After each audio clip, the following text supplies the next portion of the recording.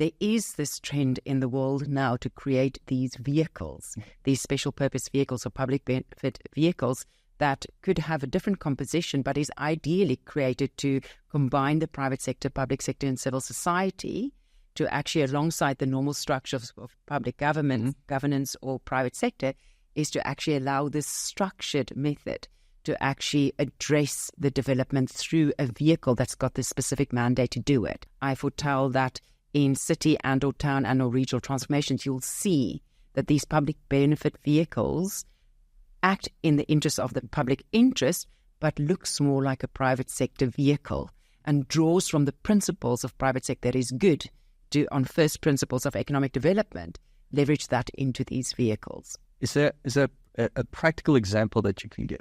Yes, I mean, let's draw on the case of Singapore. So Singapore, as we previously mentioned, separated itself from Malaysia, therefore from a geopolitical perspective had to create a whole different identity and sense of identity on an international platform.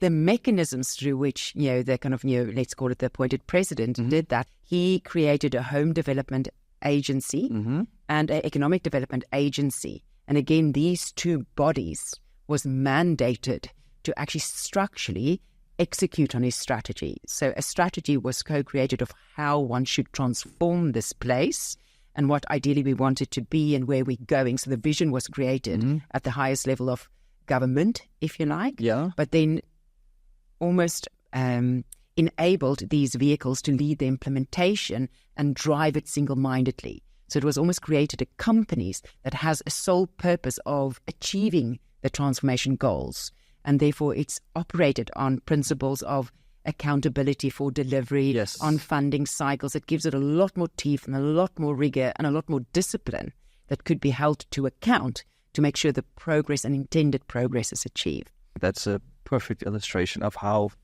these drivers work. Yes, and how critical they are structurally to help these transformation progress, especially if it's on regional levels or grand scales. And especially on something like becoming independent, it leaves a lot of room for, I would say, corruption. Correct, that could be part of it. From the start to actually have the accountability, have these things. Correct. So the downside of it is anti-corruption, of course. Yes. But the upside is also much greater rigor, much greater discipline and sense of purpose and single-mindedness almost to achieve these goals, to get to that objective that's set from the outset. But yes, all of the international cases are either doing that now through special purpose vehicles or through what they call special legislation. So in that case, they're using a legal framework to basically give a real tone and direction to that project to make sure that it's actually got a very strong governance mechanism. In this case, law is used as opposed to, well, of course, in the case of companies, you're also using law to an extent, but it is represented through a face of a company where it's an act, a gazetted act. It also gives a very different level of certainty and direction and boundaries. So that it can't be diluted over time, especially over these long cycles of implementation. Because that's also then what you need to hedge against.